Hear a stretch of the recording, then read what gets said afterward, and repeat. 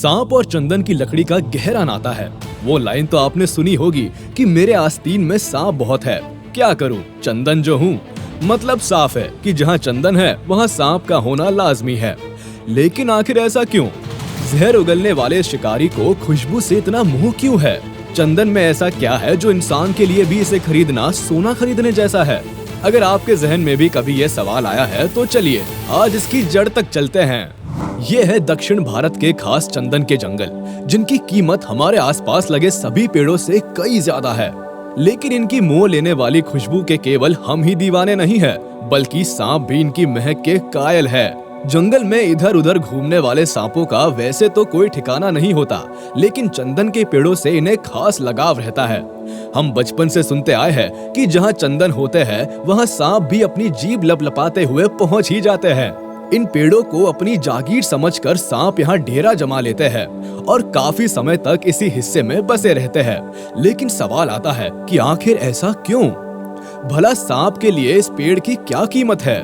दरअसल सांप के लिए चंदन की वही कीमत है जो एक इंसान के लिए एसी या कूलर्स की होती है। चिलचिलाती गर्मी में चलते हुए जैसे हमें ठंडक की जरूरत होती है, सांप के साथ भी कुछ ऐसा ही होता है। धरती पर शुरुआत से रहने वाली ये प्रजाति असल में कोल्ड ब्लडेड स्पीशीज है, जो ठंडे इलाकों में ही रहती आई है। एवोल्यूशन ने भले ही इनमें बहुत से फीचर्स डेवलप किए हैं, लेकिन ये आज भी गर्मी को सहने के लिए इनकी बॉडी केपेबल नहीं है। इन्हें लाखों सालों से ठंडी और अंधेरी जगहों पर रहने की आदत है। ऐसे में जब ज्यादा गर्मी होती है तो ये चंदन के पेड़ के नीचे अपना बसेरा जमाते हैं। दरअसल चंदन का पेड़ काफी ठंडा होता है। इसके निचले हिस्से में सांप को आराम मिलता है। ऊपरी हिस्से पर ज्यादा धूप पड़ने की वजह से वो थोड़ा ज्यादा गर्म होता है। हालांकि कुछ मिथ्स कहते हैं कि सांप को चंदन की खुशबू से बेहद लगाव होता है और वो उसकी तरफ खींचे चले आते हैं। लेकिन साइंटिफिक स्टडीज इन सभी दावों को गलत करार देती है। साइंटिफिक एक्सपर्ट्स पहले ही इस फैक्ट से पर्दा उठा चुके हैं कि सांप के पास सूंघने की शक्ति नहीं होती है। अपने आसपास के एनवायरनमेंट को परखने के लिए वह नाक के बजाय अपनी जीभ का इस्तेमाल करते हैं। इसे बार बार अंदर बाहर करने से उन्हें गर्मी और सर्दी का पता चलता रहता है। ऐसा करके वह केवल चंदन ही नहीं बल्कि तालाब, नदी और कुएं जैसे ठंडे इलाकों का भी पता लगा लेते हैं, ताकि वहां अपने लिए शिकार कर सके और वही आराम से रह सके। रोशनी और गर्मी से इन्हें थोड़ी ज्यादा परेशानी होती है। आमतौर पर ये गर्मी में ही चंदन के पेड़ के नीचे अपना घर बनाते हैं और मौसम बदलते ही दूसरी जगहों पर चले जाते हैं। चंदन के अलावा कई बार ये रजनीगंधा, रात रानी और चमेली के पेड़ों पर भी रहना पसंद करते हैं। अब बात करें चंदन के पेड़ की, तो ये बिल्कुल कीचड़ में खिले कमल की तरह होता है। जहरीले सांपों के इर्द गिर्द रहने के बाद भी ना तो ये पेड़ जहरीला होता है और ना ही इनकी खुशबू में कमी आती है। कई दशकों तक ये अपनी खुशबू बिखेरते रहते हैं। कटने के बाद भी इसका एक एक टुकड़ा काफी महंगा होता है, क्योंकि इसकी केवल खुशबू ही कमाल की नहीं होती, बल्कि कॉस्मेटिक प्रोडक्ट्स और थेरेपी में भी इसका खास इस्तेमाल होता है। विदेशों में इंडियन सैंडलवुड की कीमत बहुत ज्यादा है। ये पेड़ काफी डिमांड में रहता है। ऐसे में जब इन्हें कॉस्मेटिक प्रोडक्ट्स के लिए काटा जाता है तो इस बात का ख्याल रखा जाता है कि पेड़ों को ऊपर से काटा जाए, क्योंकि नीचे सांप अपना घर बनाकर रहते हैं और उनसे छेड़खानी करने पर वो अक्सर एग्रेसिव हो जाते हैं। अब आप ये तो समझ गए होंगे कि चंदन और सांप का रिश्ता कितना अनोखा है। लेकिन क्या आपने ये सोचा कि अगर सांप को इतनी ज्यादा ठंड की जरूरत होती है और वह गर्मी सहन नहीं कर पाते, तो फिर इनकी कुछ प्रजातियां रेगिस्तान में क्या कर रही है? दरअसल सदियों से स्नेक्स की ज्यादातर स्पीशीज ने अपने आप को माहौल के हिसाब से ढाल लिया है।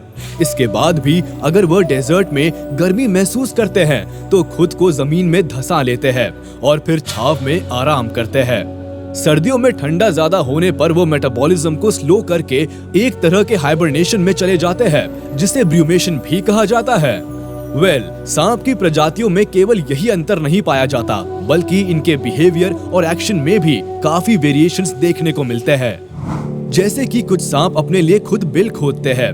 पैर ना होने की वजह से वो अपने मुंह को हथियार बनाते हैं। लेकिन इसके विपरीत कुछ स्पीशीज ऐसी भी है जो एक शातिर खिलाड़ी की तरह अपने शिकार पर नजर रखती है और मौका मिलने पर उसे मौत के घाट उतार देती है और फिर कच्चा चबाने के बाद उनका बिल हथिया लेती है। सांप की ये चालाकी ही उन्हें बाकी जानवरों को दबाकर रखने में मदद करती है। सांप में सबसे अनोखी क्वालिटी फीमेल कोबरा रखती है, क्योंकि ये रेप्टाइल अपने साथियों के विपरीत घोंसला बनाती है और बड़ी शान से उसमें अंडे देती है। ये कहना गलत नहीं होगा कि स्नेक्स फीचर्स का खजाना होते हैं। इनके कई बिहेवियर और हंटिंग स्किल से लोग बेखबर ही रहते हैं। बहुत कम लोग जानते हैं कि सांप अपनी ताकत का नमूना रात में भी दिखा सकते हैं। ये अक्सर रात में भी शिकार को दबोचना जानते हैं। हालांकि ये परफेक्टली देख नहीं सकते, लेकिन इनके चेहरे पर 2 पिट्स होते हैं जो हीट सेंसिंग टेक्नोलॉजी की तरह काम करते हैं। शिकार के शरीर की गर्मी को दूर से ही महसूस करके सांप हवा में अटैक लॉन्च करते हैं और यकीन मानिए इनका निशाना बिल्कुल सटीक लगता है। हीट सेंसिंग एबिलिटी में माहिर होने के अलावा इस स्पीशीज का एक ड्रॉबैक भी है।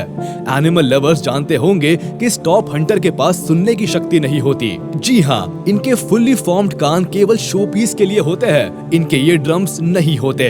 अब आप सोच रहे होंगे कि फिर भी ये आवाज और हरकतों की तरफ रिएक्ट कैसे कर लेते हैं।